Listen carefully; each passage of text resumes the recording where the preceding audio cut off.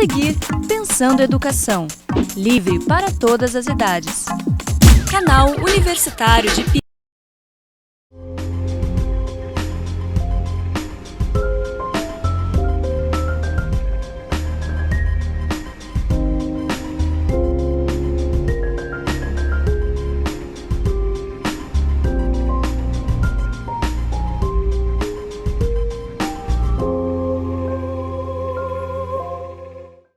Olá, bem-vindas e bem-vindos a mais um programa Pensando Educação, que é um programa de debate educacional da Escola Pública em Piracicaba, promovido pela UCIP Pira 21, que é a UCIP Piracicaba Pensando o Futuro, porque esta UCIP está envolvida com a implantação da Agenda 21 da ONU em nossa cidade. Esta é uma agenda universal, que Piracicaba faz a sua leitura e adota então a sua própria agenda para cada 10 anos. Nós estamos agora lançando a agenda para os próximos 10 anos, agora no mês de setembro.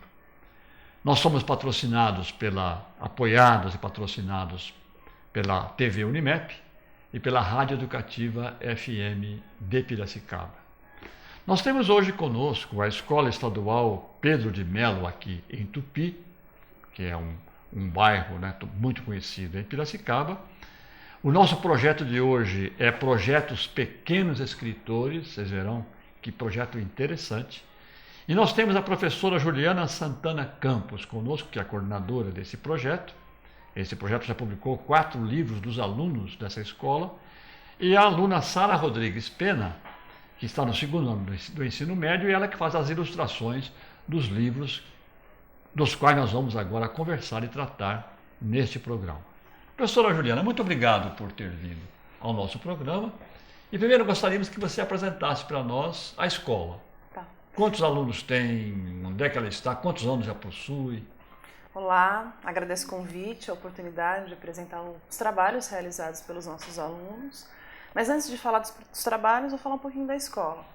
A escola fez 90 anos esse ano. Ela está distante a 18 quilômetros do centro de Piracicaba e uns 13 aproximadamente do centro de Santa Bárbara. Compreende um espaço mais rural, mais afastado, e ela conta com aproximadamente 600 alunos. Esses alunos são moradores de uma região central da cidade ou eles esparramados? Não, são todos ali do entorno, né? Nós temos ali do Tupi, do Bartira, Parque Peória, Santa Isabel, dentre outros bairros ali do entorno. Nós temos o ciclo 1, o ciclo 2 e o ensino médio. Então, são 600 alunos, mais ou menos 200, um terço em cada um exatamente, aproximadamente, unidades. Né? É uma comunidade participativa e carente de atividades culturais. Então, assim, o que de fato ocorre na escola interessa a comunidade tende a se esforçar para prestigiar essas atividades. Quanto ao projeto do livro, tudo começou nas aulas de literatura. Às sextas-feiras a gente sempre tinha um momento de leitura de determinados escritores mais conhecidos, como Poe, como Guimarães. E os alunos tinham uma tendência para Poe assim fantástica, né? Eles queriam que eu lesse sempre Edgar Allan Poe, apesar de tentar trazer outros contos, né? Sofisticados eles já, vamos dizer assim, né? E um determinado dia, uma aluna, a aluna Lahama, chegou e falou assim: professor, eu também escrevo contos, né? Eu quero ler o meu conto na aula de leitura, então eu não quero só que você leia o Poe, ou que você leia Guimarães Rosa ou qualquer outro escritor, eu quero que você leia o meu conto. Eu falei, então vamos fazer diferente. Você vai ler o seu conto para a sala de aula. E ela leu Tiffany Lee e o Mistério da Água Sangrenta, né? O Mistério da Água Sangrenta. E a sala adorou a história. E eles queriam que ela produzisse mais histórias e outros alunos passaram a escrever também. A partir disso, gerou uma febre na sala, deles quererem também serem escritores. Bela febre, bela febre. Aí eu cheguei até a antiga diretora e falei, olha, eles estão escrevendo e querem ler nas aulas de leitura, né? Ela falou, tive uma ideia, vamos publicar um livro, né? Falei, nossa, que desafio, será que vai dar certo? Na época eu fiquei um pouco insegura, mas acabou dando certo. Um professor chega e se oferece para ajudar na correção, o outro professor se oferece para fazer a capa, e o trabalho teve uma coletividade, um trabalho como um todo muito grande, né? É claro que os alunos ficam excitadíssimos, porque vão ser publicados, né? Isso é um mistério, assim, enorme, quando você pode ter o seu texto num livro que será lido por outros. Sim, e eles não conseguiam visualizar como que ia ser essa publicação. Eles acharam que a gente fosse possivelmente imprimir ele na escola mesmo, encadernar e ficar por isso mesmo. Mas nós fomos além, né? Trabalhar com gênero, selecionar os textos, ler com eles, fazer a crítica juntamente com eles, o que vocês acharam desses textos. E assim, dos alunos que escreveram, 90% a 95% foram selecionados para compor o livro. Reescrever o texto. Eles ficavam ansiosos para esperar o bilhetinho no final da semana seguinte para saber o que a professora achou do meu texto, que crítica virá, se ela vai dar alguma sugestão ou não. Porque a produção de texto não é simples. Não. E se vai publicar, você tem que ter inclusive um certo ritmo, né, para aquele texto e uma certa lógica, né, de suspense, se é um texto de suspense ou um texto de apresentação de uma história, tem que ter a lógica do caminho desse texto. E eles estavam na 6ª série, 7º ano, né? Então, assim, a ideia começou na 5ª série, 6º ano, e ela foi propagada no ano seguinte, porque essa turma está comigo já há um bom tempo.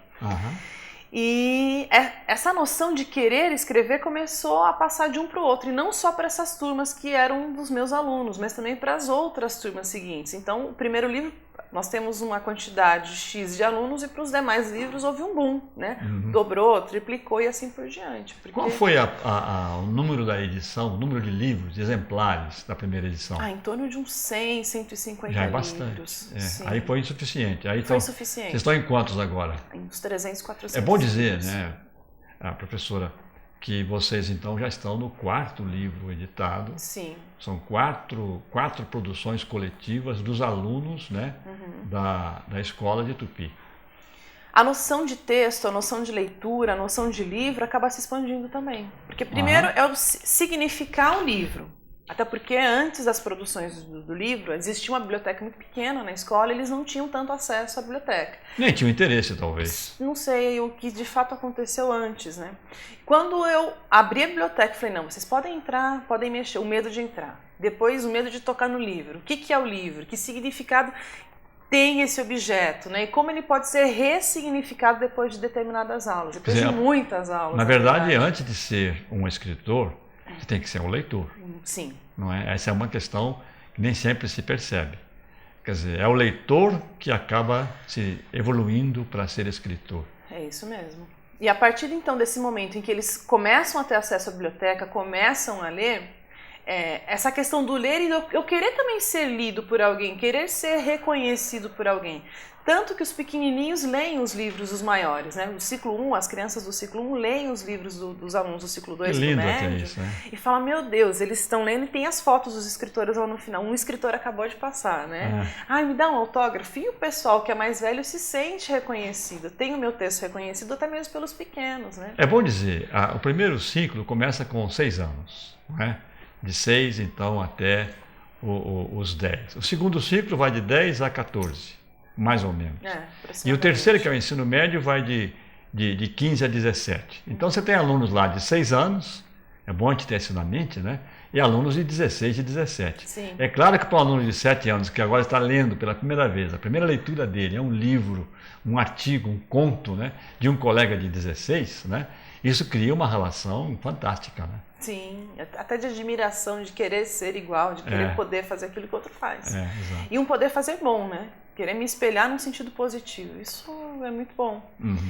E os livros foram caminhando e foram tomando uma proporção que eu não esperava que tivesse dessa magnitude. Bom, mas tem o primeiro. Comecemos então com a epopeia do primeiro livro que vocês conseguiram publicar. Nossa, eu não esperava que a gente conseguisse ir para uma gráfica, né? Ir para uma gráfica, conseguir o ISBN, né? O número, o registro. O ISBN é o registro do livro nacional, que faz com que esse livro tenha a sua identidade, né? Ele pode ser então citado até cientificamente por outros autores. Sim. Nós conseguimos então o ISBN, conseguimos publicar o livro, conseguimos parceria com professores dentro da escola e com a comunidade. Tem um custo isso, né? Sim, tínhamos um custo. Grande parte do livro foi subsidiado pelo governo do estado de São Paulo. Então nós tivemos essa felicidade. Depois... Em que ano foi o primeiro livro? Isso foi em 2011, foi o livro 1. Tá, 2011. Porque a ideia começa em 2010, mas o fruto vem em 2011. Quando o livro, em 2012, ele é selecionado para compor o stand da Secretaria do Estado da Educação na Bienal do Livro de São Paulo, isso em 2012, os alunos foram até São Paulo, viram, reconheceram o livro deles ali no stand e foi a maior felicidade. Claro, né? Foto para cá, foto para lá. E eles voltaram contando para os outros, olha, gente, o nosso livro aqui da escola está lá em São Paulo, na Bienal do Livro, está no stand. E os outros começaram a pensar, não, eu também quero ter meu livro, também quero ter meu nome nesse livro. Né? No ano seguinte, acho que tinha em torno de aproximadamente uns 40, 45 escritores no livro 1. Quando eu chego para o livro 2, eu tenho 90 escritores. Eu já me surpreendo com a quantidade de textos que beleza. E com a quantidade de alunos que resolveram participar escrevendo. Só que assim, cada produção não é só uma produção. Refaz, volta. Então, eu li acho que às vezes 3, 4, 5 vezes o mesmo texto para chegar a um resultado final, um produto final do que era aquilo, né? Tinha que dilapidar, de fato. E para o próprio aluno, aí está o aprendizado, né? De transformar-me em alguém que domina um texto, domina um conto, né? Que é auxiliado a fazer isso e que vai ver o seu conto publicado para leitura de outros. Né? E não só ter a leitura publicada, mas acho que para o professor, quando você tem um aluno com dificuldade, que se propõe a fazer, porque ele quer um dia poder ser escritor, e ele fala, não, eu tenho essa capacidade, você orienta, e depois de uma série de orientações ele chega e fala, eu já sei qual é o problema do meu texto, eu posso arrumar aqui, chegar aqui, esse parágrafo eu não gostei, eu vou reformular, você fala, nossa, ele falou aquilo que eu ia dizer. Né? Agora, nesse segundo livro, nós estamos adiantando, como é que você resolveu o problema de 90 escritores para editar o mesmo livro de 45? Foi um trabalho grande, mas dentro de uma coletividade. Eu tive professores para me ajudar, né? Nunca trabalho sozinha, sempre tem muita gente junto. Mas os 95 foram publicados? Sim, então, essa foi a quantidade que foi publicada. Não houve a seleção? Né? Houve sim uma seleção, mas eu tinha mais alunos, inclusive, que resolveram participar, mas o nosso intuito não é excluir, nosso intuito é sempre incluir e aumentar os escritores. Percebo. Bom, nós estamos hoje com uma experiência bastante diferente, que é um programa de produção de texto, produção de livros, feito na escola de Tupi, uma escola que já tem 90 anos, portanto tem muito caminho rodado, e que levou então os alunos a se interessarem e quererem publicar os seus contos, as suas histórias, nesta coleção que já está ficando bastante grande. Fique aí, nós vamos agora para um rápido intervalo, voltaremos num instante.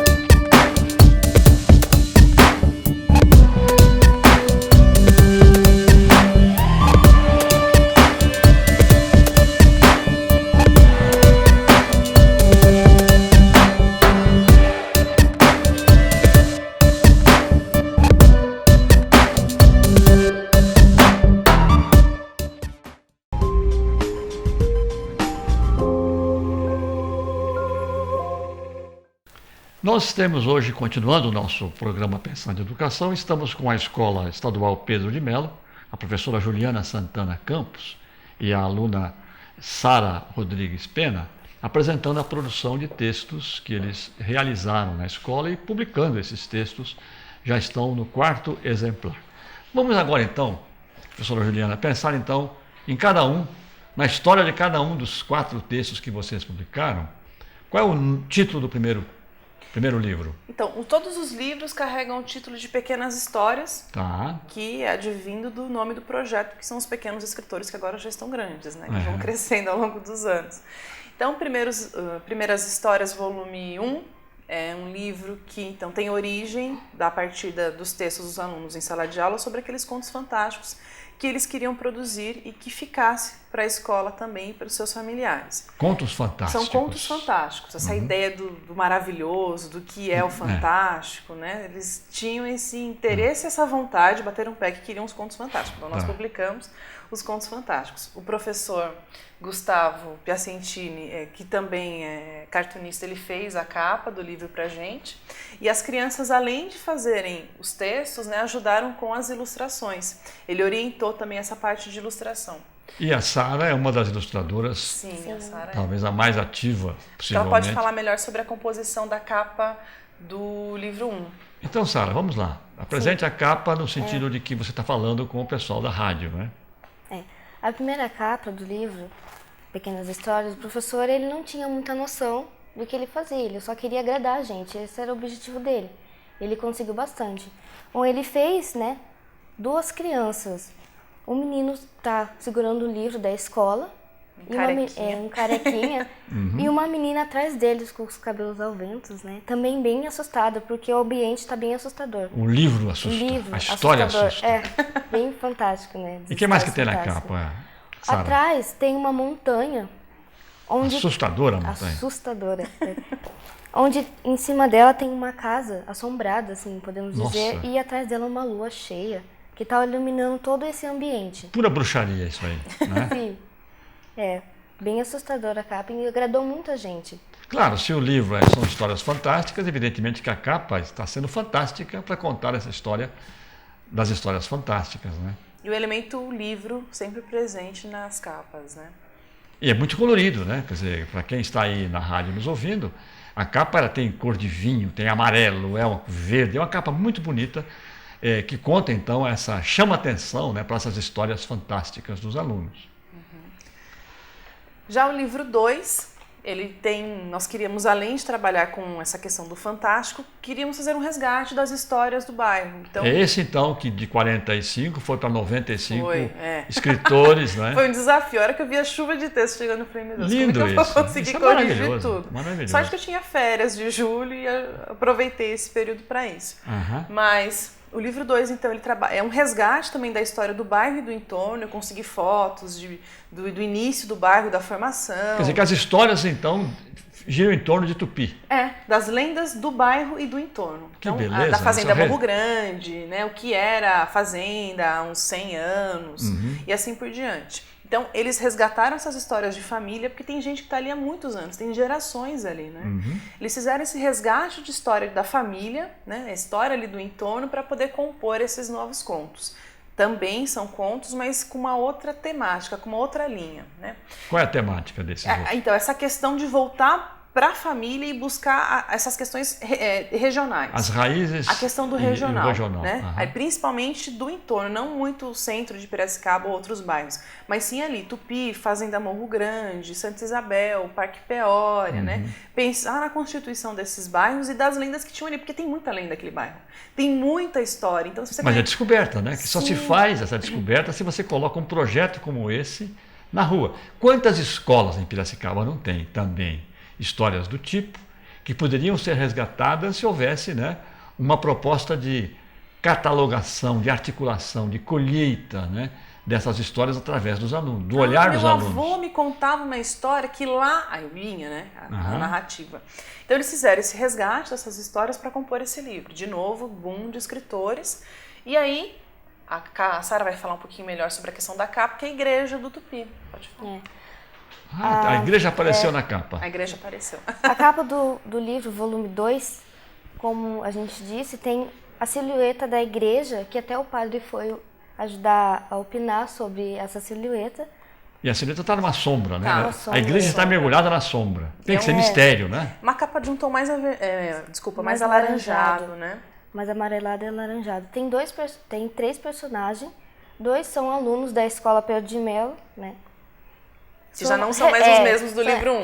São representados como a gente. Um é um menino que está segurando um crucifixo e outro é uma menininha que está atrás dele assustada e ela está com um livro da escola também, do símbolo da nossa editora. Da nossa editora. Que é e por que eles estão assustados nessa capa? O que é que tem mais na capa? Na frente dele tem a silhueta de um homem assustador com uma faca ensanguentada na mão. Ele é um homem que está na sombra também, só aparece a silhueta dele, né? Sim. Com uma faca ensanguentada na mão. E é bem assustador. Aí em frente da igreja. Poxa vida, é assustador mesmo. E é bonita a capa, né, Sara? Bem colorida, todas bonita. elas. É muito e sempre bonito. a gente tem essa preocupação com a cor, para não ser a mesma cor do livro 1. E essa história de você ter nessa segundo livro, de novo, um menino e uma menina, exatamente como tem no primeiro livro, uma menina e uma menina, né? Um assustado lendo, o outro não, quer dizer, isso é uma tentativa de fazer então uma aproximação dos dois livros? Sim, mas são personagens diferentes, mas ele sempre tenta aproximar com a gente, nós alunos, né? Claro, claro, representam vocês. Representa a gente. Lindo isso. E diga. Já o livro 3 tem uma outra vertente, tem uma outra linha de trabalho, uma outra temática. Nós trabalhamos com esquetes e Então, antes de você entrar no livro 3, então o livro 1 foi de 2011. 2011. O livro 2? 2012. 2012. O livro 3? 2013. Um por ano, então. 2014, agora o quarto. 2014, já está fazendo, quarto, agora já tá fazendo o quinto agora esse ano. É. Beleza, bom ter essa clareza de que há uma consistência e um processo. ritmo de produção, né? Um processo de produção. Anual. Pesado. Já o livro 3 nós trabalhamos já com outro gênero, que são as esquetes e peças de teatro, mas com fundos mitológicos. Porque vocês também, eu sei, a Tupi tem muita atividade, a escola, e a questão do teatro, vocês têm inclusive apoio de gente de fora para poder desenvolver, né, a qualidade artística dos alunos. Então a questão das esquetes e do teatro é importante também para a escola, e nesse livro aparece então um pouco dessa lógica teatral. Sim, a companhia que nós tivemos apoio de uma companhia de teatro profissional que vinha no período da noite oferecer essas oficinas por meses, né, para que os alunos conseguissem no final da publicação desse livro, na noite de autógrafos, cada um deles nós fizemos um grande evento. Né? Mas que escola especial, porque veja, vocês se interessam por tudo, quer dizer, arte em todo sentido, literatura, agora o teatro, e o teatro que é aprendido, né, com profissionais e que passa também para o livro. Fantástico essa criatividade dos alunos do Tupi, né? Mas e essa capa, como é que é? Do volume 3, o professor, né, ilustrador, ele pegou o personagem do volume 2. O menino que estava segurando o crucifixo, agora ele cresceu, representando a gente também que cresceu. Ele está subindo uma carteira de sala de aula e está como se estivesse sonhando, imaginando ele está em cima da voando. carteira. Isso, como se estivesse imaginando ele sendo o Ícaro da mitologia. Com os braços abertos. Quer dizer, o Ícaro, para a gente dizer, né, é aquele ser humano que resolveu voar e que construiu asas para voar. Isso, ele está imaginando isso. Na contracapa, ele pegou a Mas garota... o Ícaro aparece na capa também? Não, nessa primeira... Não, aqui não. Não. Na contracapa, ele pegou a garotinha do primeiro livro. Ah, tá. Que estava atrás do menininho, carequinha e tal. Tá. E ele pegou ela, também reproduziu ela mais jovem e tal, como se fosse a gente, né? Assim, embaixo tá ela, lutando com um rodo, lutando contra um cachorro. Ela também está como se fosse se imaginando ela lutando contra o lobo. Da pré-história. Da pré-história. Porque tinha histórias da pré-história também. A professora de história fez essa amarração junto com os nossos textos de publicar com os alunos mais novos a questão da pré-história, porque é o que faz parte do currículo. Então e mistura com o teatro nós também. Nós sempre casamos o currículo com o livro, para caminhar juntos. Perfeito, é um programa da escola, sim, né? Sim, sim. Que lindo. E essa capa que cor que é, Sara? É azul. Ela tem azul? umas mescladas de azul, roxo e vermelho. E a contracapa é mais verde. Tá bonita também, as duas capas são bonitas, né? Porque então conta aí essa mistura que vocês estão fazendo, né? De mitologia, de história do bairro, né? E de teatro, quer dizer, fantástico. E daí? Livro 4. Acabou por aí, o livro 4, é um por ano, né? O livro 4, outro gênero, são os poemas. Poemas de memória, resgate, aí já nós expandimos. Poema quer dizer poesia mesmo. Sim, nós expandimos para histórias, não só histórias de Piracicaba, mas tem histórias, por exemplo, da Primeira Guerra Mundial, Segunda Guerra Mundial, né? E esses alunos acabaram criando poemas em cima dessas hisões. Eles chegaram, além do conto, a fazer poemas. Todos fizeram poemas? Sim, fizeram Quantos poemas. alunos fizeram poemas? Nossa, tem uma quantidade muito grande. Por exemplo, numa sala que eu trabalhei, eu tinha acho que 38 alunos, eu tinha 40 textos. A outra, acho que eu tinha 37 alunos e 36 textos. Então, assim, não vou dizer 100%, mas 99% dos alunos produziram os textos. De poesia. Sim. E a capa, como é que é? Bom, a capa, o professor ele quis pegar uma imagem, uma foto que teve, e esse é um bondinho tatuzinho. Um bonde tatuzinho. Uma cidade, né? Sim, de uma cidade. É daqui mesmo. É um bonde antigo de Piracicaba, Ele representou a foto em desenho. Sei. Então aqui, a capa tá meio mesclada em um rosa, um degradê. em um marrom. Bonita, né? A capa Ele rosa. quis fazer meio sépia, Tá de efeito certo. sépia. Ficou muito bonito. Nesse livro eu achei muito especial, porque eu fui chamada para fazer a contracapa do livro. Ah, Porque e o que você fez lá? Desde então eu desenhava dentro do livro, eu ilustrava dentro. Você é junto com meus ilustradora amigos. que ilustra os livros, né? E aí você fez a capa, a Então, contracapa. aí eu fui chamada para fazer a contracapa, eu achei muito especial isso. E fez o que você fez na contracapa? Aqui eu quis fazer o engenho central daqui de Piracicaba funcionando, já que... O engenho antigo funcionando, com fumaça e tudo. Com fumaça e tudo. E aqui 2 personagens, uma dama e um senhor aqui também observando o engenho. Mas perto é uma do dama rio. com aquelas roupas do século XIX, eu estou Sim. vendo aí. Eles Né? escreveram o prefácio também desse livro. Ah, beleza. Então você que fez também, você que desenhou essa. Parabéns, Sara. Obrigada. Muito bonito essa capa. Bom, nós estamos hoje apresentando essa programação da Escola de Tupi, que é a Escola Estadual Pedro de Melo, que já tem 90 anos, que decide captar, colecionar a produção literária, contos ligados aos mitos, né, e aos folclores, ou contos ligados à história, ou agora poesias, né, publicando o trabalho desses alunos que criam uma revolução na escola. Sim. Nós estamos no final do programa, Juliana. Diga, em poucas palavras, qual é o grande impacto disto para os alunos? Primeiro, a questão da mudança de encarar leitura e produção de texto, né? Algo mais maçante, mas assim algo desafiador e cheio de possibilidades, né? De riquezas e possibilidades. E segundo, a questão dos pais, da participação efetiva dos pais e muito mais ativa, porque ele quer saber, ele vem mais para a escola para querer saber por que o filho dele não é escritor ou porque é escritor, está no livro, deu certo, não deu certo. Imagina o pai depois ler em casa o conto do filho, quer dizer, é fantástico. Eles dão, como é no final do ano, eles dão de presente de Natal para as pessoas também o livro, né? Ele torna-se um presente. Claro, mas está aí para a gente, para todos nós, para todas as escolas que nos ouvem, uma grande sugestão de produção de um processo educacional rico e autêntico, profundo. Porque imaginemos então essa quantidade enorme de alunos que se interessam em escrever, em fazer poemas, publicar o seu livro. O livro então é editado, ele chegou até ir a uma exposição em São Paulo, a uma bienal, de modo que então o interesse pela literatura, o interesse pela escrita, o aprimoramento da escrita e da leitura é algo que está dado no lazer, como parte da cultura de um bairro que não tem muito desafio, como já vimos aqui, que não tem muitas fronteiras, né, de estímulo. De repente, a produção de uma escola pode cumprir esse papel, de desempenhar um papel cultural fundamental na vida desta escola e desta comunidade. Nós queremos agradecer muito, então, a Sara, que é a ilustradora que apresentou, né, as capas dos 4 livros até agora, vamos ter o 5º daqui a pouco, da Juliana, professora que, de certo modo, já há 12 anos na atividade, né, Juliana? Você consegue, então, esse estímulo de produção literária aos alunos, de modo que eles aprendam, né, a ser, inclusive, cidadãos que dominam melhor a língua, dominam a fantasia da criatividade e tenham esse prazer, né, de produzir algo que fica objetivo. Isto é um livro editado que fica para a história, fica na biblioteca, fica em casa.